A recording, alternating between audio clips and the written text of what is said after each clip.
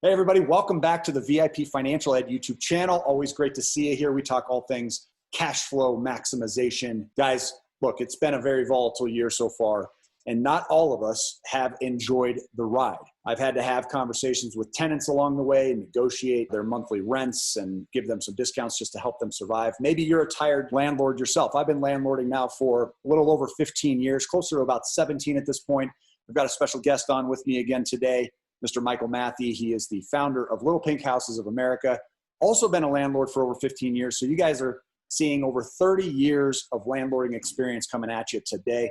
And we've got 7 bullet points that we want to share with you that'll help you get through the next year of landlording. If things stay the same as they've been in 2020, we can expect another exciting ride. Now, does that mean that we should avoid making these long-term investments? No, not necessarily. But maybe you are looking for something new. Maybe you're looking for other diversified types of income streams. Maybe you're looking for ways to cushion things if it doesn't go exactly as you expect. There are a lot of different bullet points we're going to get through in a short video here today. Make sure you stick around. You're not going to want to miss this one. Welcome back to the channel. Always great talking about real estate. We love this subject. Obviously, it's one of our most popular subjects. Make sure you're a subscriber to the channel. Guys, welcome Michael Mathe back to the channel. Michael, glad to have you, buddy. Yeah, I love being here, brother. I appreciate the invite. Of course. And I always want Michael's input when it comes to real estate investing. He is a huge mentor of mine and has helped me achieve a lot of really cool results, and as well as a lot of the audience members here on the channel. In fact, at this point, several hundred have reached out to Michael and his team regarding their side hustle. They've got a business model that I still stand behind 100%. This model is helping people make thousands and even tens of thousands of dollars more every single month. People have completely transitioned away from their previous careers, whether they were an employee or a business owner of their own, and have gone into the Little Pink Houses model without ever looking back. It's been a very exciting journey for the last 2 years. I'm going to leave a playlist link in the description below so you guys can check that out. And if at any point you're saying, you know what, I've been looking for something on the side, I'm not necessarily wanting to become a tired landlord myself, this might be a better way to step into real estate with a lot more short-term net cash flow potential, you can always email pink@vipfinancialeducation.com. I'll leave that in the description for you as well. And just say, hey, I want a conversation, and they'll be happy to discuss it with you. There are no hard sales. This is something that is mandatory with our channel. These guys are not going to twist your arm and try and talk you into something that you're not a good fit for, period. So reach out, see if it's for you, and make sure you check out the other videos in the playlist to see whether or not you are a qualified candidate. We do discuss that on those other videos. But today, what I want to talk about are 7 really important ways to avoid being a tired landlord, somebody that is looking back and saying, what in the hell have I gotten myself into with these properties? And that is unfortunately happening all too often at this point. The very first idea that I want to talk about is renting out a single-family dwelling room by room. This could be a really good way for you to avoid losing all of your rent if one of your tenants happens to lose their job or sees their income go down or even wants to break their lease prematurely. You'll have the rental income from your other remaining tenants, obviously. You also might be able to get away charging more per room. This is something that we've been looking into on a couple of the long-term buy and hold properties that we've been exploring recently in nearby areas. We see that potential of being able to maybe separate this into a room by room scenario and come out ahead compared to what the fair market rents are going for in the area on a house by house basis. I know that's not something that you've done in your rental life. Do you know anybody that's done that, Michael? Tell me what you think about that idea. I don't personally. I'm intrigued by the scenario though. I mean, point blank period, real estate is and has been the highest performing investment in modern day history. So when you've been in as long as you and I have, even 15 years, and there's people out there watching the channel right now that have been in it much longer, it's like, how do you adapt? How do you pivot to current market conditions, whether it's a pandemic or the next thing? I love that model though. I think that'd be perfect for like a college type community. Obviously you've got multiple people going into that. It's a short-term lease on those. And obviously that's able to just fill the coffers and keep these homes sustained during times like, that are happening right now. So I've not done it. I'm going to do a lot of research on it. I can promise you that. And I'll probably have some homes that I'll do that in some of the college towns where I own these houses. One of the recent stories I heard was of a long-term buy and hold landlord coaching member of ours that was doing that with frontline nursing personnel. And I thought that was genius. They were able to get a premium for the pricing. It was a win-win for everybody. Some of the traveling nurses have a bigger allowance they can spend on that kind of thing. And it just seemed to work out very well for them. That's a huge demographic right there. Exactly. And maybe other areas of attraction. The town I live in, beautiful town, whitewater rafting community. They call them river rats. I don't know. I still am not sure if that's a derogatory term for these folks, but this is a really good community for that too, where a lot of them are looking for a room by room scenario. They're not looking to rent full-size homes individually. They like to team up as groups and rent together. So food for thought, get creative with it. It could work out. Just be sure to check your local ordinances to make sure that they don't have any restrictions on renting to more than a certain number of unrelated people. Number 2 is maybe even converting your long-term rental into a short-term rental. Short-term rentals obviously have a high potential when it comes to income. We use a property that we not only rent but live in as a short-term rental for roughly 1/3 to a quarter of the year. And that produces for us almost $50,000 in income. We basically get to live and travel for free by doing that. So it's worked out really well, which is why this is a suggestion. You may want to look into that. What would it cost to furnish? What would it cost to provide the amenities that are necessary to make that a comfortable, welcoming place for somebody to rent and stay in? But that would be another suggestion for those that are currently tired of the long-term landlording. With these rental moratoriums, it's tough. It's tough. And there are a lot of landlords that are struggling to collect full rents right now, and then to, in turn, make their own mortgage payments. It is a vicious cycle that a lot of people are in. Yeah, and there's an alternative strategy out there also with that. So you can either convert them to a shorter term rental, or you can also do a lease option on that. So give them some sort of nominal option deposit, even as little as like $500. What that will do, and I've converted properties that have been buy and holds into this in the past, is that it makes them take ownership. You relieve yourself of any landlord responsibility. So part of their lease option agreement, it's basically a test drive. Look, I'm going to give you the keys to the house for a year or 2 years. Ultimately, I want you to get your permanent financing, whatever that takes to fix. But that's a great strategy as well. And you take that off your plate. So that eliminates the tired landlord. That eliminates the faucets leaking, the toilets overflowing, those type of midnight phone calls. A strategy that I've been employed in the past, and it's worked out really well for me. And I'm going to implement it again. They do tend to take better care of the properties. They're cleaner. They're more inclined to do home repairs. Landscaping tends to be better cared for, et cetera. So I like that idea too. Third would be getting creative with service trades. This was something that I did with one of my long-term tenants this year, whereby he is an experienced luxury finish contractor. So he is going out and working in really high-end properties. And so in exchange for rents, I actually agreed to allow him to finish my 850 square foot basement, adding another conforming bedroom to the basement along with a full bathroom. So far, I've spent only a few $100s in materials. A lot of the other materials he's using is left over from his products from the other jobs that have been discarded by the owners. And he's able to get a small discount off of his rent. I only knocked his rent down by a few $100 every month. And so this is going to be a win-win. By the time this is done, we'll have seen a substantial increase to the value of our property based on comparables with that extra bedroom and extra bathroom. So I see this as being a win-win for everybody across the board. Have you ever done any type of service trading with anybody that's lived with you before? Yeah, oftentimes. So we just call it sweat equity. So you might be getting a discount on rent or a discount on the price of the home if it's someone that's got a skill set and a trade that they can bring to the table, obviously, to enhance the property and bring up property values, particularly if you still own the home. Those are phenomenal. And there's also, we call it chattel. It's like, what can you exchange? I'm buying a house, I'll give you some sort of premium offer, but I'll also want your motorcycle, So that creative aspect of doing business is why I love real estate. It's very fluid. It's I think that's actually situation based on demand and circumstances. I think the barter method is genius. I hadn't considered that before, but that is a really clever way of helping everybody get by right now. And a lot of people do have things laying around that do have some value, but aren't necessarily serving them during their time of need. So, hey, why not offer it to your landlord or offer to take it off your tenants' hands in exchange for some of their rent obligations. The fourth idea here in this list is, if your tenants have proven to be really clean and respectful of your property, maybe offer a portion of their security deposit to be used to contribute towards the rent. So that was another thing that really worked well for us this year. When I first had tenants that were struggling and they were out of work, everything was shut down in the early stages, I went back and said, look, we know the property is being well taken care of.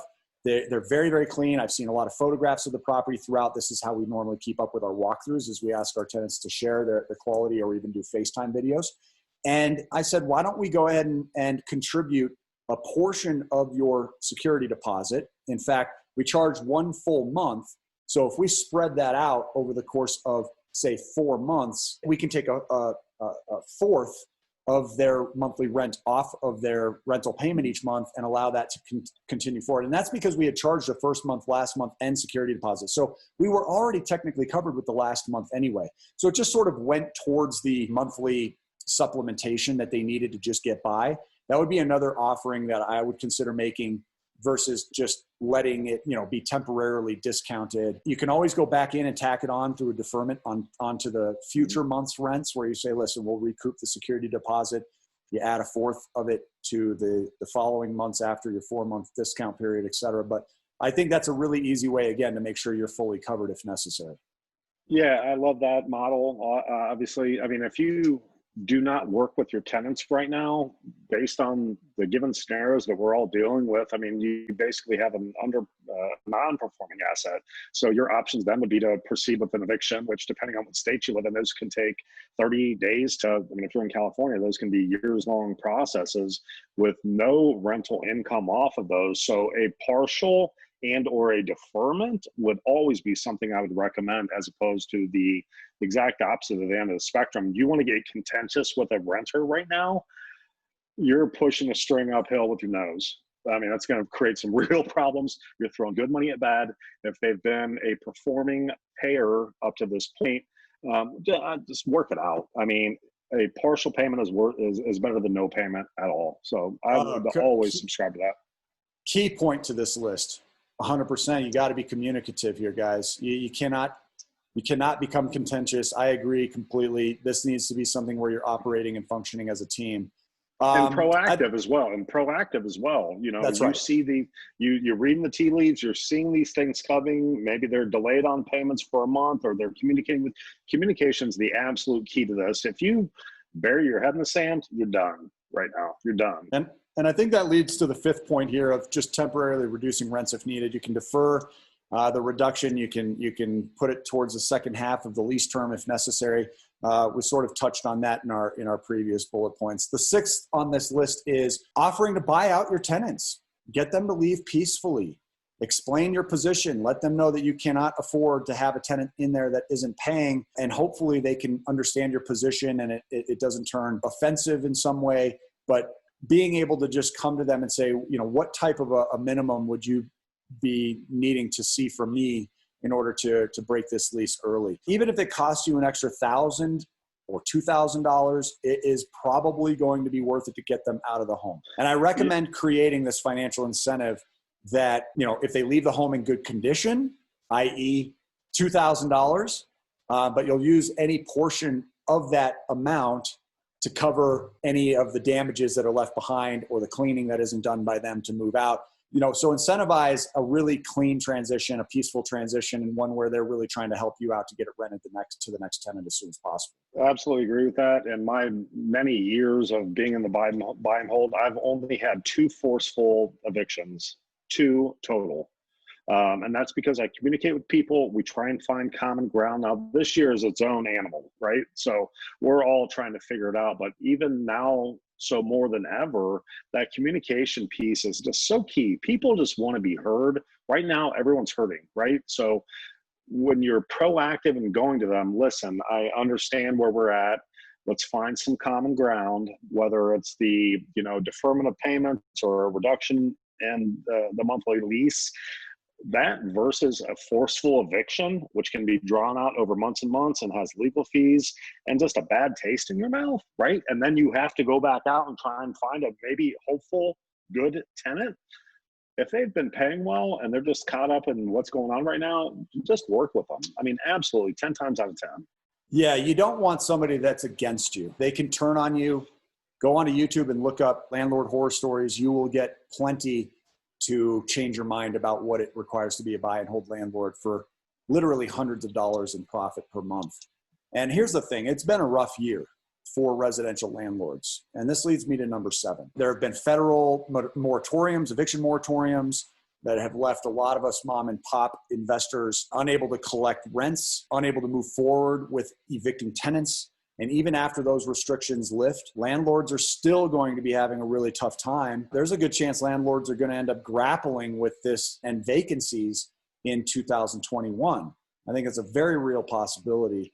Living arrangements are going to shift to accommodate these, these economic uncertainties at this point. So landlords in higher end buildings might struggle to attract tenants following a year like the one that we've been having, guys. And so if you're listening to this and you're saying to yourself, yes, I'm one of those tired landlords, or you're listening to this thinking, is long-term buy and hold landlording right for me? And almost having second guessing doubts at this point, that's understandable. And I think that's where Little Pink Houses of America can come in.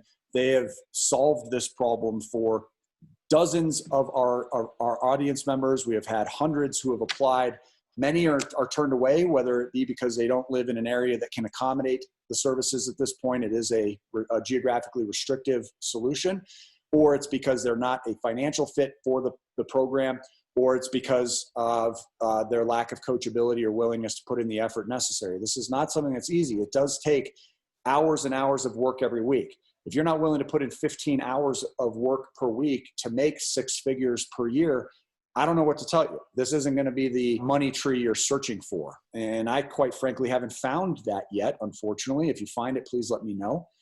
Nonetheless, I think Little Pink Houses of America continues to offer one of the best solutions out there. Like I said, I'm going to put a playlist in the description below so that we don't go too long on our video here today. Please be sure to check that out as soon as possible just to see, hey, maybe this side hustle will work for you. It's completely unique and it can help you actually take advantage of the market the way it is right now. And what we've seen time and time again since the pandemic has broken out is that people who have joined the affiliate program that Little Pink offers, those folks are thriving because of the current economic situation. This is one of those business trends that does better as things for most people get worse. So there is a silver lining in all of this, my friends. That's the good news. Again, email pink@vipfinancialeducation.com. That's pink, like the color, at vipfinancialeducation.com in order to get a complimentary coaching session or consultation with Michael and his team. And they'll be happy to sort of walk you through what the business model might mean to you and to your family, and how you might even be able to replace your existing job and career and current income streams and things you just don't like nearly as well. So looking forward to having you back on the channel here again soon, Michael. Thanks for chiming in on these bullet points. I think that this is really eye-opening for people to be looking into further when it comes to the landlording experience in this era. No, absolutely. And I can speak firsthand just as being a longtime landlord myself, and the people that we're talking to, either the tired landlords or the people that are looking to get involved in something different and new for themselves right now. There's so much uncertainty out there. I'm getting calls day after day after day of people that are looking to control their own financial future. And we do offer that through real estate without financial risk. There's no capital risk to put these deals together. So we've created a very unique situation, very unique solution to these issues. And the pandemic hasn't slowed us down. In fact, we're thriving right now. I hate saying that while so many other people are suffering, but business is business. And our model is certainly, it's better than it was last year. So year over year, we're more successful in 2020 during these uncertain times than we were last year, which I love to say it. I never want bad things to happen to good people, but I think that we have an outlet for people to get into real estate without those hard costs up front. So no question about it. Well, thanks for sharing. We always appreciate you, and we'll look forward to seeing you on the next video, brother. Thanks for everybody tuning in. I appreciate that, Tim. Love you, brother. You bet. Thank you. Love you too. Take care. Bye-bye.